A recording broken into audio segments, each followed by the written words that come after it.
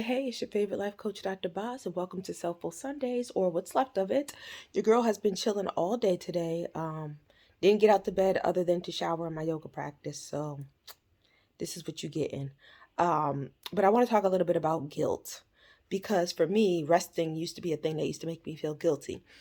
So I want to talk about guilt and are we justified in our guilt? Sometimes we are justified in our guilt. When should we feel justified in our guilt?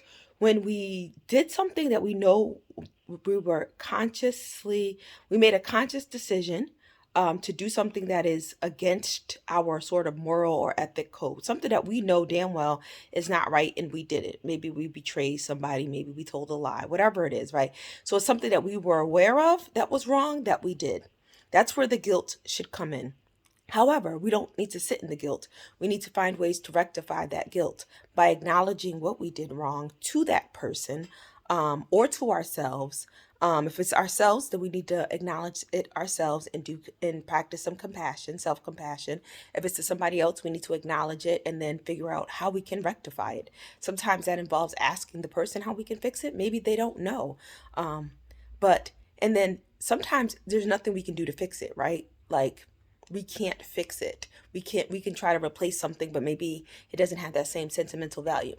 But we still can figure out ways to sort of correct it within the universe. So if we do some wrong to someone else, maybe we can, and it doesn't, again, it's not erasing what you did, but we make amends, we apologize, and then we set the intention to do something else different next time. So now, when presented with that same opportunity, I am not going to do this. Instead, I'm going to choose to do this because I understand how it impacted someone else.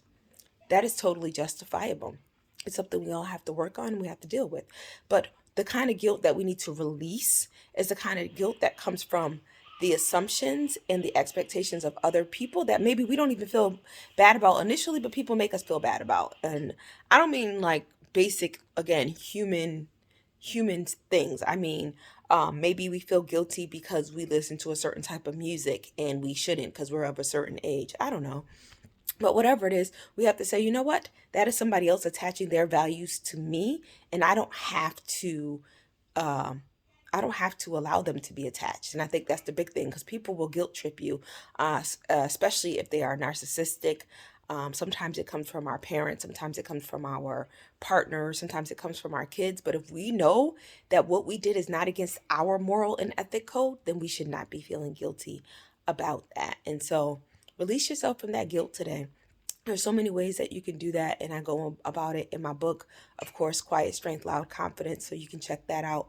But release yourself from guilt. Let's not feel guilty about things that we know are in alignment with our moral and ethic code. But if it is not in alignment with it, then we should try to do something differently. We should acknowledge it and try to move forward and do something different from that moment.